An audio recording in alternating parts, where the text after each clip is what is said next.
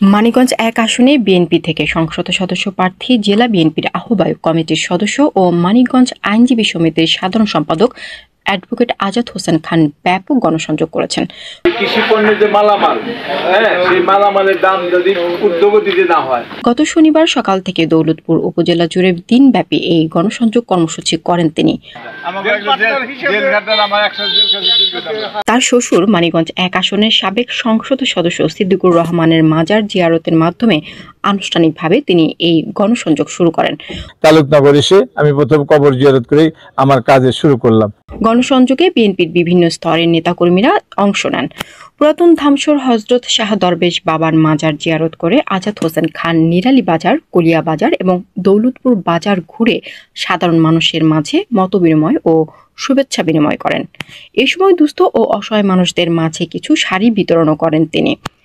গণসংযোগ চলাকালে অ্যাডভোকেট আজাদ হোসেন খান এলাকাবাসীর খোঁজ খবর নেন এবং তাদের পাশে থাকার আশ্বাস দেন। আমরা আগামী জাতীয় সংসদ নির্বাচনে আমরা ধানের শীষের পক্ষে, তারেক রহমানের পক্ষে আমরা ভোট চাচ্ছি। সেই সাথে তারেক রহমান ঘোষিত ৩১ দফা কর্মসূচির ব্যাপারে আমরা ইতিমধ্যে বিভিন্ন থানা, বাজার, হাটে ঘাটে এবং বিভিন্ন দোকানপাটে আমরা ৩১ দফার লিফলেট বিতরণ করেছি এবং তাতে জনগণের যথেষ্ট উৎসাহ উদ্দীপনা আমরা দেখেছি এবং আশা করি আগামী দিনে এই জাতীয় নির্বাচনে সকলেই ধানের শীষে ভোট দেওয়ার জন্য প্রস্তুত আছে। সেই সাথে আমি সকলের কাছে আমি বলেছি যে আমি নির্বাচনে একজন প্রার্থী এবং ইতিমধ্যে আমি বিভিন্ন জায়গায় জনসংযোগ করেছি। আজকে এখান থেকে আবার নতুন করে আবার শুরু করলাম। আমরা আশা করি যে আগামীতে যদি বর্তমান বিএনপি যারা দায়িত্বপ্রাপ্ত কেন্দ্রীয় নেতৃবৃন্দ রয়েছেন তারা যদি আমাকে মনোনয়ন দেন, আমি বিশ্বাস করি আমি এই আসনে আমি জয়যুক্ত হব।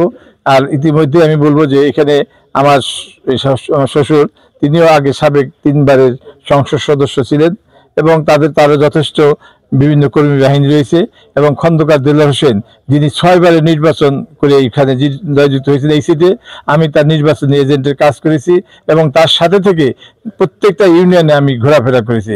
এখানকার সাথে, এই গ্রামের সাথে আমাদের একটা অত্যন্ত সুসম্পর্ক আছে দীর্ঘদিন যাবৎ। আমি আশা করি যে আগামীতে যেহেতু আমরা কাজ করছি সকলেই ধানের শীষের পক্ষে এবং ঐক্যবদ্ধ আছে। আমার বিশ্বাস জাতীয় নির্বাচন যদি সুষ্ঠু এবং সুন্দর হয়, মানিকগঞ্জের ৩টি আসনই ধানের শীষের প্রতীকে জয়যুক্ত হবে। সেই ক্ষেত্রে আমি বলবো দলের কাছে আমার তীব্র দাবি থাকবে, কারণ আমি দলের সেই শুরুর থেকে আমি কাজ করে যাচ্ছি। আমি দলের এর আগে নমিনেশন চেয়েছি এবং আমি এবার নমিনেশন চাচ্ছি। আশা করি দল আমাকে যদি মূল্যায়ন করে আমি দলের ইজ্জত রেখে আমি আগামী জাতীয় সংসদ নির্বাচনে জয়যুক্ত হব। ধামসর মাজারে গেলাম, তারপর ধামসর বাজারে গেলাম, কলিয়া বাজারে গেলাম, কলিয়া মাজারে গেলাম, তারপর ওইখানে একটা হিন্দু ভাইদের একটা ধর্মীয় অনুষ্ঠান হচ্ছে, সেখানে গেলাম, নিরালী বাজার পরিদর্শন করলাম এবং আমি বললাম যে তালুকনগরে আরো বাজারে, হাট বাজারে, তারগুলো দোকানপাটে বিভিন্ন জায়গায় পরিদর্শন করলাম। আফরোজা খাদিতে আবার দলের এখন আহ্বায়ক হিসেবে দায়িত্ব পালন করছেন, তিনিও বিভিন্ন মানিকগঞ্জ, সাটুরিয়া, গিউর, দৌলতপুর থেকে শুরু করে সব জায়গায় উনি ওনার দলের সকলের সাথে সমন্বয় রেখে কাজকর্ম করছেন। আশা করি আমাদের দলের সকল বিএনপি নেতৃবৃন্দ ঐক্যবদ্ধ আছে। আগামীতে বিএনপির পক্ষে সবাই কাজ করবে আমরা আশা করি। বিগত স্বৈরাচারী সরকার আন্দোলনে ৩ বার আমি জেল খেটেছি এবং ১৭টা মামলার আমি আসামি। অতএব সেই ক্ষেত্রে আমার দাবিটা অন্য দাবির থেকে একটু গাঢ় হবে বলে আমি মনে করি। মনোনয়ন পেলে যদি আমাদের সরকার গঠন করে তো অবশ্যই আমি বলবো যে আমাদের প্রথম অবস্থা হলো যে এই তালুকনগর, মানে বিশেষ করে কলিয়া ইউনিয়নের যেগুলি রাস্তাঘাট আমি যে দুরবস্থা দেখলাম, আমি মনে করি প্রত্যেকটা রাস্তাঘাটই মনে হয় এই অবস্থায় খারাপ আছে। বিভিন্ন চরের এলাকায় আমি গেছি এবং সেখানে দেখছি সেখানে সেই উন্নয়ন কাজ হয় নাই। দেখেন তালুকনগরে এখানে একটা বিশিষ্ট ব্যক্তি সিদ্দিকুর রহমান, তার এখানে তিনি শাহিদ আছেন।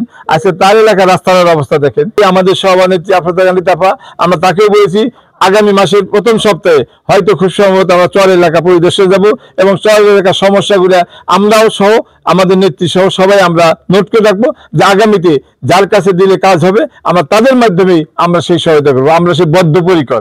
আমি একা যদি বলি যাবে না, এটা একটা সমষ্টিগত সমস্যা, সমষ্টিগতভাবে এটা সমাধান করতে হবে। এই সময় বিএনপির বিভিন্ন স্তরের নেতাকর্মী এবং স্থানীয় জনসাধারণ স্বতঃস্ফূর্তভাবে তাকে স্বাগত জানান। টেক্স আমার নিউজ।